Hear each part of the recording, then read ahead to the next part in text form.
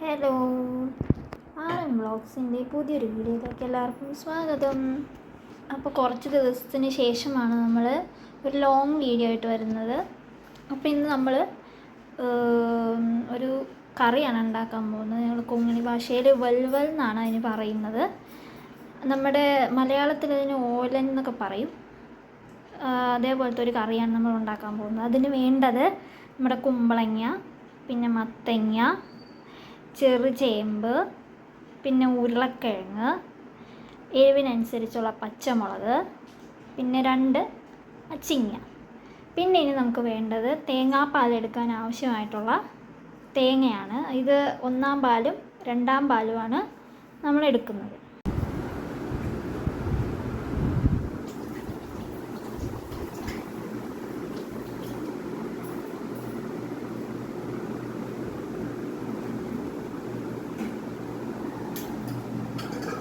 ഇപ്പോൾ നമ്മൾ തേങ്ങ അരച്ചിട്ട് പാലെടുത്തിട്ടുണ്ട്. ഇത് 1-ാം പാല്, ഇത് 2-ാം പാല്. നമ്മൾ 2-ാം പാൽ ഒഴിച്ചിട്ടാണ് നമ്മുടെ പച്ചക്കറിയൊക്കെ വേവിക്കുന്നത്. അപ്പോൾ നമ്മൾ പച്ചക്കറി അരിഞ്ഞിട്ടുണ്ട്. നമ്മുടെ മത്തങ്ങ, അതേപോലെ ചെറിയ ചേമ്പ്, പച്ചമുളക്, ഉരുളക്കിഴങ്ങ്, പിന്നെ പച്ചമുളക്. പച്ചമുളകല്ല, നമ്മുടെ കുമ്പളങ്ങ. പച്ചമുളക് ആദ്യം പറഞ്ഞതാണ്, പിന്നെയും പറഞ്ഞു, സോറി. അപ്പോൾ ഇത്ര ഇട്ടിട്ട് ഇനി നമ്മൾ 2-ാം പാൽ വെച്ചിട്ട് വേവിക്കാൻ പോവുകയാണ്. നമ്മുടെ ഈ കറിക്ക് അത് ടേസ്റ്റ് കിട്ടണമെങ്കിൽ നമ്മൾ തേങ്ങാപ്പാലിൽ തന്നെ വേവിക്കാൻ പ്രത്യേകം ശ്രദ്ധിക്കണം. നമ്മൾ വെള്ളത്തിൽ വേവിച്ചാൽ കറിക്ക് ഒരു ടേസ്റ്റ് കിട്ടത്തില്ല. പിന്നെ നമ്മൾ എടുക്കുന്ന പച്ചക്കറിയുടെ അനുസരിച്ച് വേണം നമ്മൾ തേങ്ങാപ്പാൽ എടുക്കാൻ. അതായത് 2-ാം പാല്, ചിലപ്പോൾ 3-ാം പാല്, അതൊക്കെ അങ്ങനെ എടുക്കേണ്ടി വരും. നമ്മൾ എത്രയാണോ പച്ചക്കറി എടുക്കുന്നത് അതിനനുസരിച്ചുള്ള പാലെടുക്കാൻ പ്രത്യേകം ശ്രദ്ധിക്കണം. നമുക്ക് ഉപ്പ് കൂടി ഇടാം. പിന്നെ ഒരു 2-3 വിസിലെടുത്തതിന് ശേഷം തീ ഓഫാക്കാം. നമ്മുടെ പച്ചക്കറിയൊക്കെ ഇവിടെ വെന്തിട്ടുണ്ട്. ഇനി ഇത് നമുക്ക് വേറൊരു പാത്രത്തിലേക്ക് മാറ്റാം. ഇനി ഇതിനകത്തേക്ക് നമ്മൾ 1-ാം പാൽ ഇടാൻ പോവുകയാണ്. നമ്മൾ 1-ാം പാലിട്ടു. പക്ഷെ നന്നായിട്ടൊന്ന് ഇളക്കി കൊടുക്കുക. ഇങ്ങനെ ഉണ്ടാക്കുമ്പോഴാണ് ഈ കറിക്ക് ഒരു ടേസ്റ്റ് ഉണ്ടാകുന്നത്. ഇത് നമ്മുടെ കൊങ്ങിണി സദ്യക്കൊക്കെ ഉണ്ടാകുന്ന ഒരു ഡിഷാണ്.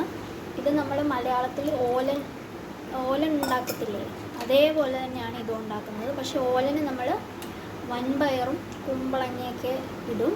പക്ഷേ ഇതിന് നമ്മൾ വൻപയർ ഇടാറില്ല, നമ്മൾ പച്ചക്കറി മാത്രമേ ഇടാറുള്ളൂ. പിന്നെ ഒരു കാര്യം പ്രത്യേകം ശ്രദ്ധിക്കണം, ഇത് നമ്മൾ നന്നായിട്ട് വെട്ടി തിളപ്പിക്കരുത്. ചെറുതായിട്ടൊന്ന് തിള വന്നു എന്ന് തോന്നുമ്പോൾ ഓഫ് ചെയ്തതിന് ശേഷം ഇതിനകത്തേക്ക് നമുക്ക് കായപ്പൊടിയും കുറച്ച് വെളിച്ചെണ്ണയും ഒന്ന് ഇട്ട് കൊടുക്കണം. അപ്പോൾ ഈ കറിക്ക് നല്ലൊരു ടേസ്റ്റ്. നമ്മുടെ കറിക്ക് ഒന്ന് തിള വന്നു എന്ന് വന്നിട്ടുണ്ട്. അപ്പോൾ ഇനി നമ്മൾ കായപ്പൊടി ചേർത്ത് കൊടുക്കാം. ഇതിന് ശേഷം ഇനി നമുക്കിതിലേക്ക് വെളിച്ചെണ്ണ ഒഴിച്ചു കൊടുക്കാം. ഇട്ടിട്ട് നമുക്ക് ഉപ്പ് നോക്കാം. ഉപ്പ് കുറവാണെങ്കിൽ നമുക്ക് ഉപ്പ് ചേർത്ത് കൊടുക്കാം. പിന്നെ ഇതെല്ലാവരും ട്രൈ ചെയ്ത് നോക്കണം. എല്ലാവർക്കും ഇഷ്ടപ്പെടുന്ന ഒരു കറിയാണ്. ചോറിൻ്റെ കൂടെ, പിന്നെ നമുക്ക് ചപ്പാത്തിയുടെ കൂടെയൊക്കെ കഴിക്കാം. നല്ലൊരു കറിയാണ്. എല്ലാവരും ട്രൈ ചെയ്ത് നോക്കണം. പിന്നെ നമ്മുടെ ഈ കറിയുടെ ചാറ് നല്ല ലൂസായിട്ട് പോയി നിങ്ങൾക്ക് തോന്നുവാണെങ്കിൽ നിങ്ങൾക്ക് കുറച്ച് അരിപ്പൊടി വെള്ളത്തിൽ കലക്കിയിട്ട് ഇതിനകത്തേക്ക് ഇട്ട് കൊടുക്കാം. അപ്പോൾ നമുക്ക് ഈ ഒരു പരുവത്തിനാണ് നമുക്ക് ശരിക്കും കറിയുടെ ചാറ് തിക്നെസ് വേണ്ടത്. ഇനി നമുക്ക് വെളിച്ചെണ്ണ ഒഴിച്ചു കൊടുക്കാം. വെളിച്ചെണ്ണ ഒഴിച്ചു കൊടുത്തു. ഇനി ഇത് ഇളക്കിയിട്ട് നമുക്ക് ഉപയോഗിക്കാം. നല്ലൊരു കറിയാണ്. എല്ലാവരും ഒന്ന് ട്രൈ ചെയ്ത് നോക്കണം. ട്രൈ ചെയ്താൽ മാത്രം പോരാ, എല്ലാവരും ഒന്ന് അഭിപ്രായവും പറയണം. Okay, by.